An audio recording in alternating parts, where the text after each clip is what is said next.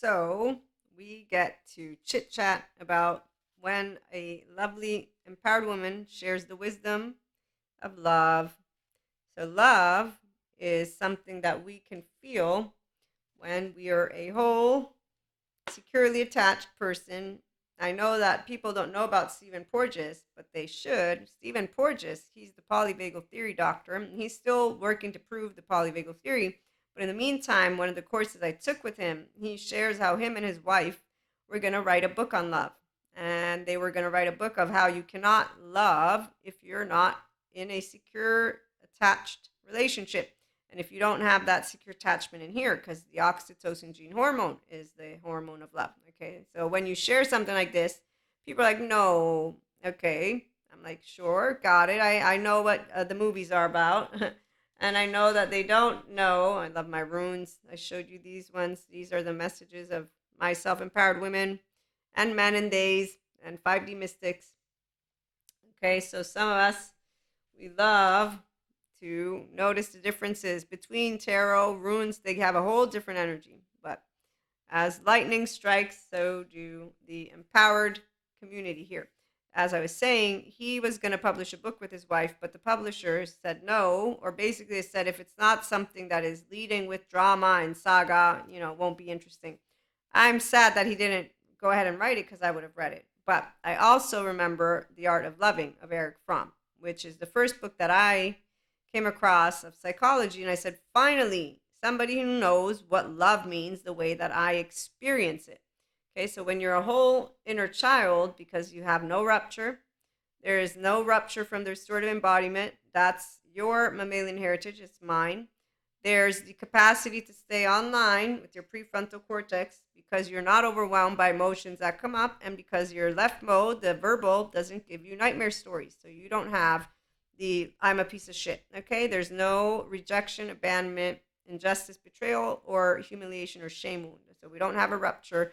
We don't have, for example, the groups of people that are antisocial who need healthy self-worth people, so that if they are ready when they're doing that work and they're noticing their maladaptive child behavior and their core content and then their surface content, we get to be in relationships. Okay, so an empowered woman, and 5D mystic or not, enlightenment soul age group or not, is going to welcome all relationships. Number one, that's because we have a head, a heart, and a body that is in alignment. And that's because, again, there's no rupture from the 0-1 or the 3-year-old. There's no shame here. And so I don't have shame with you. Also, for me as a solo poly, compersion is straightforward. But I also can say I've always shared my primary caregiver because I'm a twin. So we can use that determined aspect from Robert Sapolsky's book about no free will, even though I haven't finished reading it. But I personally believe you do have a free will choice, but it is once you're educated and empowered enough with information to know, okay, my maladaptive child behavior comes from my first years of life. I want to go and get that trauma healed. Good therapist, EMDR, child parts work, somatics. Why somatics? Because it works with the body and the mind. Why child parts? Because you have them like I do. Why EMDR? Because it works bilateral integration, which you're going to have non-bilateral, but with self-awareness and self-reflection. And that means you're going to notice that I do something that is pretty much biologically rude. And as Stephen Porges points out, most people will justify their biologically rude behavior. Now, when you explain to people about attachment trauma, they don't believe in it. I find it hard to believe. And that's when a grown, empowered woman will be like, okay, well, I don't believe in it. Reiki, fine, of course. I'm more okay with people telling me they don't believe in Reiki just because it's, energy. But anyways, I don't want to sidetrack, as I wanted to talk about communication.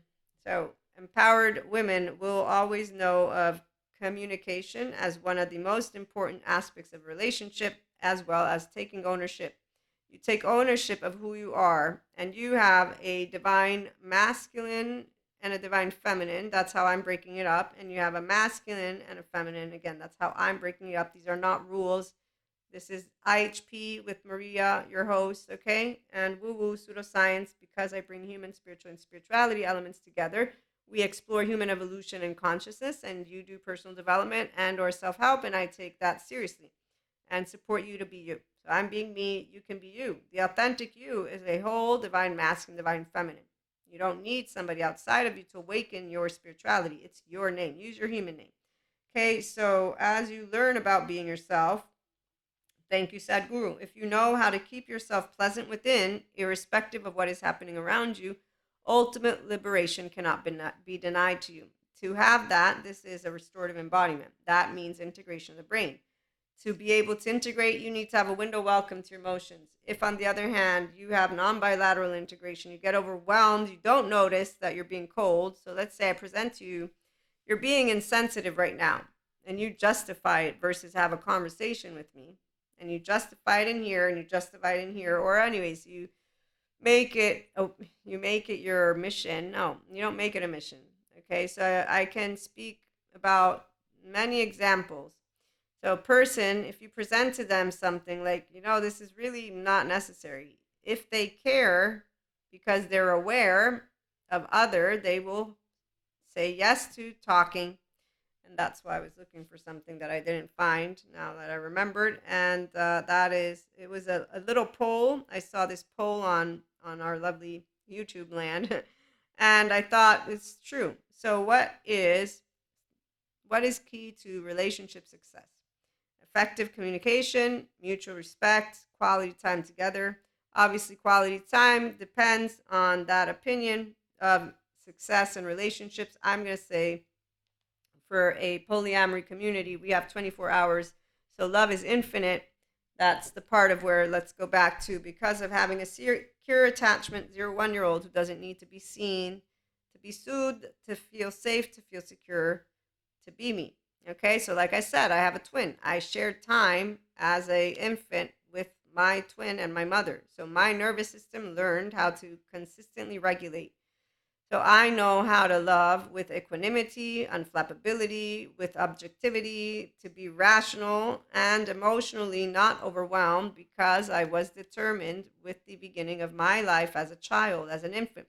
People don't want to believe it, they don't have to. But empowered women and men and days will be empowered in the book of an IHP over here, Inspiring Human Potential. If you get access to your emotional plane, if you have no capacity to notice when you're projecting, inner critic or outer critic, or you don't want to move yourself to a harmonious conversation, that inner growth mindset, well, you're choosing to let the verbal part to keep leading and the emotional to keep just doing what it's doing. So you're victim of your own inner world, and victim might not be the best choice of words, but you're essentially allowing the shame cycle, the negative cycle, the inner critic and outer critic to define your life. And then you want to come to me and say, life sucks, Maria.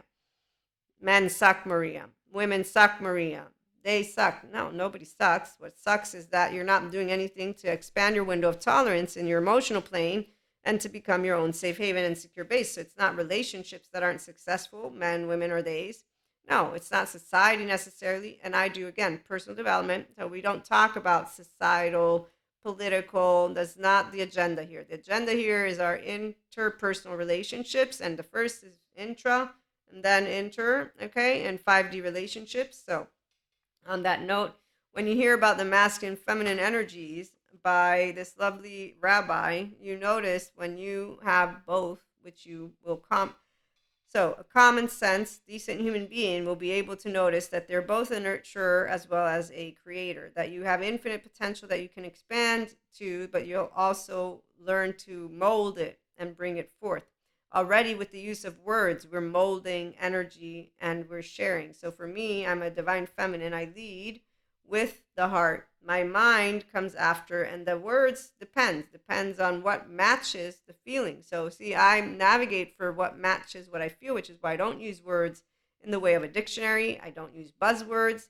So when I'm coming and speaking and sharing, what I have noticed is the left mode, which would be a more dominant masculine, will bring to me that which conforms with society, and there will be a more rigid, in fact, less flowing nature. But I can understand it because my ears are open, because I'm a whole 0-1-year-old. So I'm not looking for them to say, oh, what a great job, you're speaking so beautifully. No, I will understand that I'm having an exchange with another. Because I'm empowered, I have a frontal cortex, prefrontal, there's no trauma charges lingering. So you talking to me, no matter what your tone, no matter what you're doing, I'm not taking it personally. If I have emotional stuff come up, I'll know it's coming up. I won't control how my mouth is filtered, not filtered. I'm going to be myself. This is what empowerment means, authentic self. And if you say something like, you hurt my feelings, I'll say, I'm so sorry. What did I do? So it depends on what you tell me from that moment forth about the hurting of the feelings, because if you were engaging with me in a certain way and you're not taking any ownership of how you were engaging, I'm going to know that I don't want to repeat the same scenario, because I am a person who is this three personality of Jacob, Abraham, and Isaac that I heard. So Jacob is the balance of the two of Isaac and Abraham and brings the objective orientation. So as a member of society, because I'm a spirituality person, I live beyond the solo self, meaning and connection. I'm a human, you're a human. But I have healthy self-worth. So I'm going to stand like this. So I'm going to soften up, and I'm going to recalibrate also to try and be in my own state of consciousness, my own self, because the minute that you and I are beginning to have an engagement, I'm going to want to be at my best to think clearly. And in fact, everything's going to try to be shut down, not suppressed. Suppression is this. And actually, I don't suppress. What I do is share stories with people that I love, and they love me, and they put up with me, and I put up with them. Okay, so that's where we will all like to have those moments where we're going to talk about how a day went, how it didn't go. Okay, and I don't find that men or women do things differently necessarily. And that whole bell curve thing that people will usually use, I'm going to say that when I find myself one-on-one, that doesn't apply. Because if I'm having a genuine conversation, you better bet a person's going to begin to have their genuine conversation. It's all about creating a safe space, safe haven, secure base person. Is your 1-year-old that's not judging you, a 3-year-old that's not judging you? I'm here, I'm accepting, I'm loving, I'm respecting you automatically. This is the moment of truth. If you welcome yourself, you're going to enjoy what we're doing. And slowly, because your body and your brain is seeking to return home to its true nature, which is your inner child.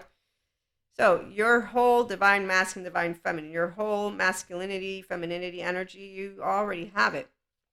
When we have an internally oriented person, me, or the other oriented person, external, we can say that we have those extreme individuals, and we won't get into that one right now. But whenever a person who's whole meets anyone, independently from what attitude, what maladaptive child behavior they will bring, you will find a direct communicator. So effective communication is something we enjoy.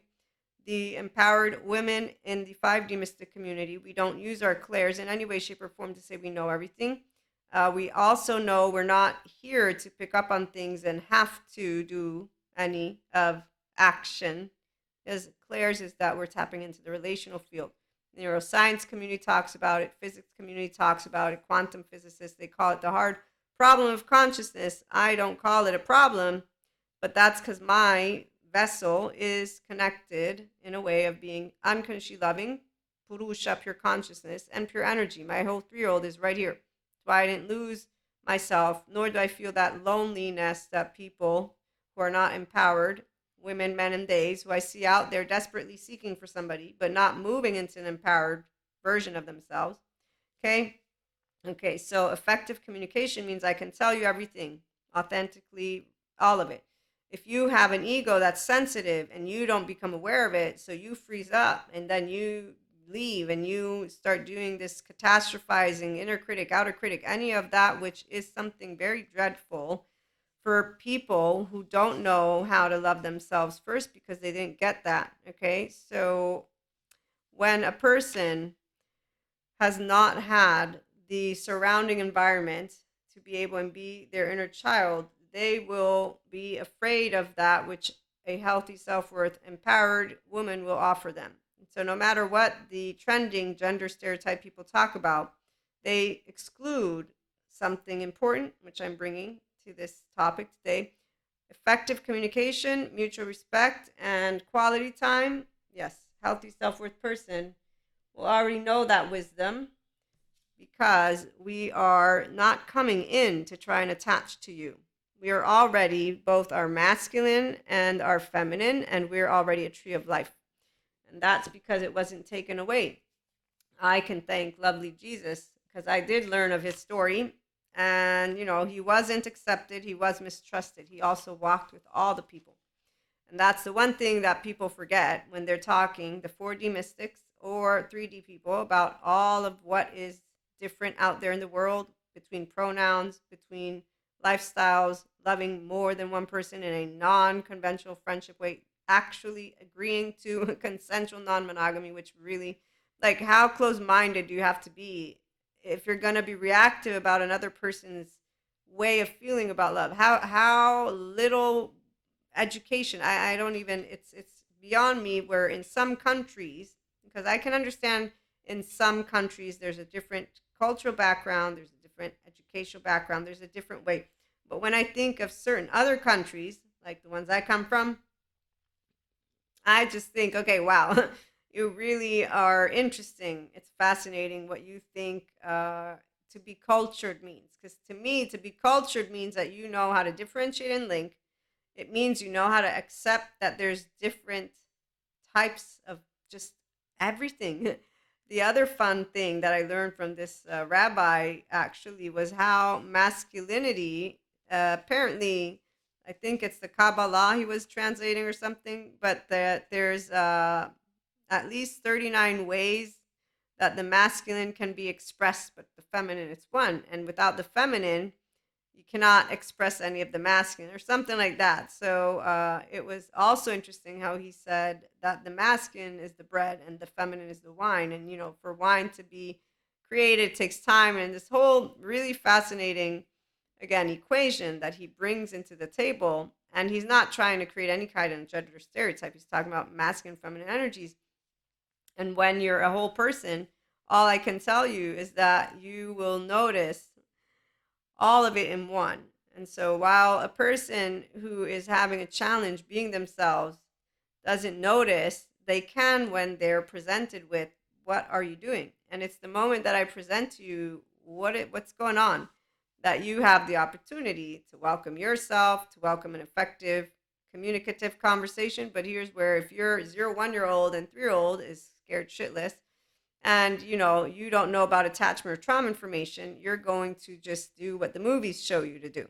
You eat Ben and Jerry's, go drink, go fuck, go do drugs, do that whole self-soothing mechanism of a shame cycle. And we want to try, and for the empowered women, I don't actually look at any person with eyes of, I'm judging you. In fact, there's one story, a friend of mine, I remember when I first began frequenting the place that I go, this human being, it was like they didn't hear me. Now, 4D consistently talk about this separation that is happening between a 5D group of people and a 4D and a 3D. And I get it because I'm understanding what it means on a, I'm going to say, on a cultural level. So as a polyamory person, there can be somebody who says, I don't want you around my boyfriend, my girlfriend, because I'm afraid you're going to, bring in the cootie kind of thing. So that is something that I totally can understand. Same thing goes with being a Reiki master, a tarot card reader. There can be people out there in the world that will not be comfortable with me. I don't take it personally. That's what it means to be an empowered woman, an empowered man, an empowered they. An empowered human being is a restorative embodiment person who, spirituality, you live with meaning and life and connection beyond the solo self. You live a life of meaning, and you get it. But the gist of it, I don't find it hard. Jesus taught me how. God taught me how. And then I go out and look into the world and see a lot of people who instead they keep casting these stones. But I also notice they have lack of education information. Then we have the mantles of mental health.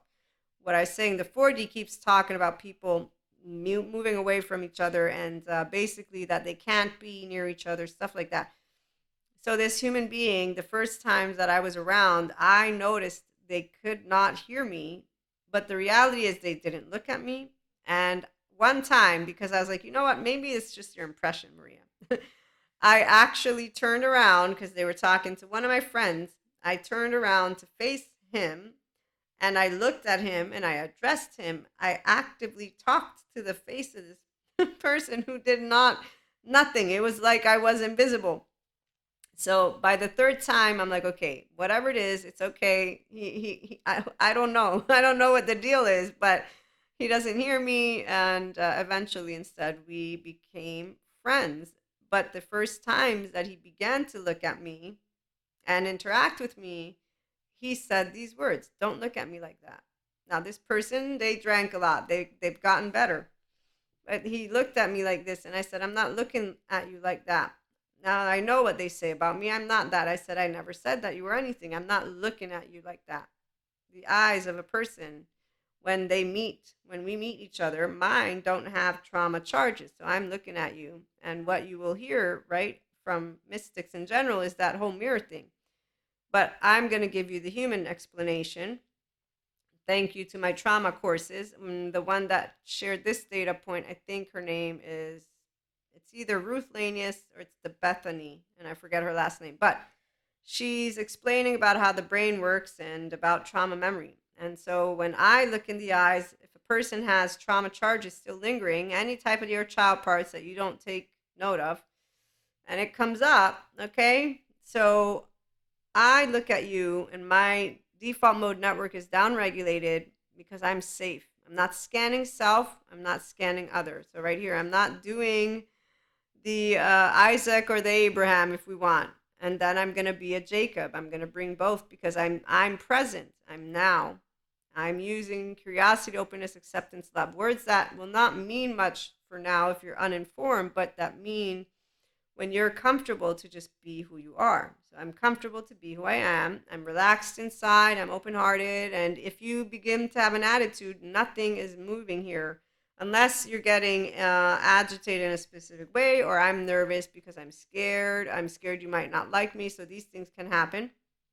Like in the most recent was a couple years ago, I think, and it wasn't fear. It was more like, ooh, am I gonna get in? Am I gonna get in? It was more of, am I gonna make the cut to get to be a part of the the person's herd? So it was like a kid who was just waiting to be picked, and I got picked.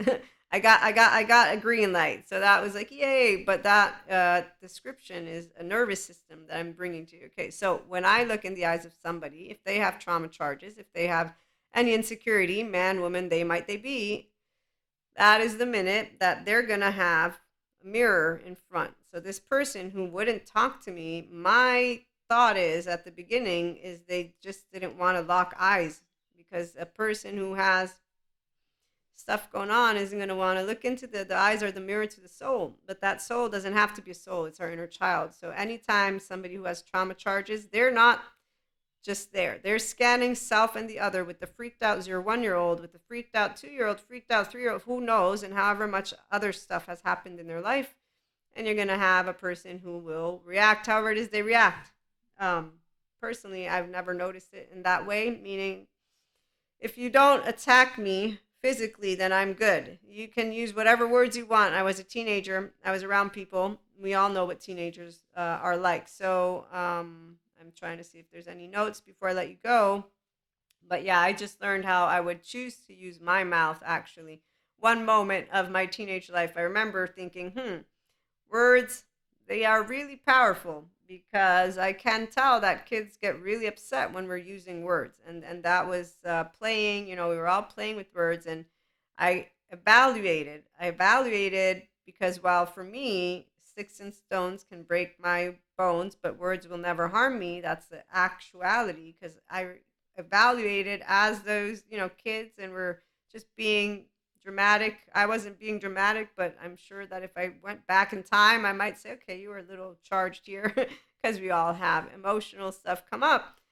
And, we're all immature at that age. But my long story short, as I try to get to the end and close us up, um, was I'm not going to use my words like that. It's not nice.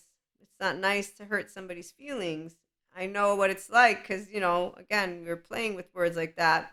So I said, no, I choose not to do this. This is not a game I want to play. I don't think it's nice. And words don't hurt me, but I do know that a lot of people, they lie, meaning they'll say, no, it doesn't matter, but you can tell if it matters or not. Like you can tell if I'm getting, in a passionate state. And when people point out to me my body language, I'm always listening, Because when you want to learn about yourself is where you're like, okay, was I a little tense? Yeah. And as you get comfortable, the nice thing about restorative embodiment and being an integrated brain is that. And then having what I call Krishna Lila. So the capacity to explore the depths of seriousness with curiosity. And when I'm meeting any person, especially now that I'm attachment trauma informed, I'm going to know how to leave it alone. I learned about how not to look in somebody's eyes if they're looking away from me. And that's something that I've noticed, it was taught differently to us in the Western culture.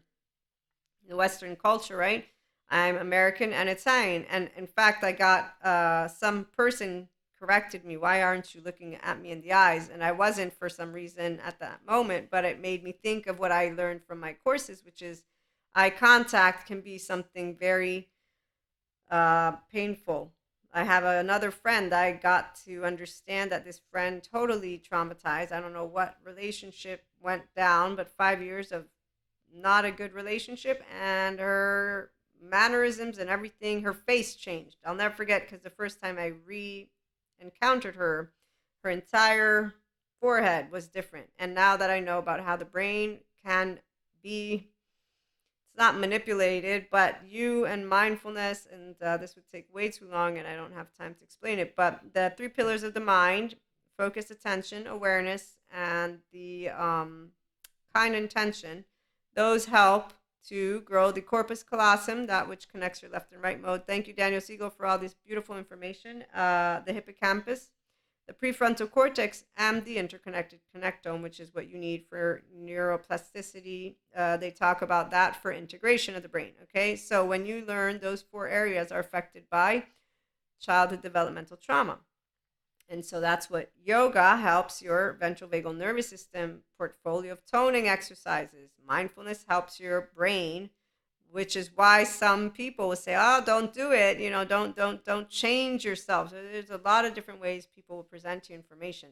I'm presenting to you data points right now as we were talking about relationships, effective communication. So an empowered woman who's educated is not going to go around saying you need to pick some side or not sides. We're not going to be telling somebody what they have to do with their own maladaptive child behavior. No, we're going to walk a walk, talk a talk. That's the part. If you care about mental health, you are a person who wants to be a pacha, and caring means that I'm going to be a safe haven, secure base, and that if you have no weapon in your hand, I don't need to attack you verbally. I don't need to be in defense mode. That is where the motivation, though, to tap into this infinite higher human conscious potential experience is yours. I love people. I love people because thank you, Jesus. Thank you, God. Thank you, my own household, because I chose the path of love in the minute of, as a teenager, again, seeing unkindness. I said, I'm not going to be unkind. That would make me a hypocrite. I won't treat you in the way you're treating me. I want to treat you the way I want to be treated. I'm going to consistently treat you in the way I want to be treated. I'm going to tell you the truth. I'm going to have a conversation. I'm going to learn how you work, and here's why you can't betray me in a way that I need to heal from, because what you will have given me is every single bit of data points of what you are. And a maladaptive child is a poor human being who's traumatized from their infancy, whatever it is, whatever's happened, there's a reason, and it's called fear and shame with guilt. And so again, no matter how you will bring it full circle and spirally for a divine feminine with my own divine masculine, for a person who's whole, easy to be myself, an empowered woman, I'm going to say it's not about gender stereotypes or genders or any of the cultural stuff. It's a lot of people don't know how it is to be a human. They don't get attachment trauma informed seriously because they do go for what they want. And I've seen them, the mantles again of mental health. But let me put that to the side. When you care about supporting people, you actually put into practice, is what I wanted to talk about. Now I'm remembering, sometimes it's stream of consciousness, because we all assimilate information, and what you're doing here is food for thought, but you're still assimilating information. And this is where this man, this rabbi, he talks about how do we process information. So first there's this abstract way, so you gain knowledge, which is wisdom. Then you analyze it and you process it, which is understanding. And then you internalize it and you take it in and you make it yours and you experience it. So that's integrated knowledge. What you have here is a person who knows how to be myself, and it's been an entire journey because I don't have the trauma stuff. I had, just like anybody else, emotional insecurity, the whole alloparenting, so a basics, but no inner critic. No, the inner growth mindset. No, oh my God, I'm ashamed of myself. No, no guilt. I was not a person who moved out of being myself. I maintained a differentiated 3 year old. So the integrated knowledge is something that I can bring to you. And that's probably why it's so easy for me to understand all of the topics when it comes to attachment trauma, because I am hearing it and I'm imagining, no, I'm living it, and then I bring it to you. So it's beyond, again, the topics of just one on one. I integrate human, spiritual, and spirituality. I bring to attachment and trauma information to enable anyone who's curious about becoming a whole self to do personal development. Again, to also be more compassionate towards others versus what we see. The technical components. So I've seen people, they use words, I think you need this, I think you need that. And Patrick Tian, he is the one who actually awesomely talks about this.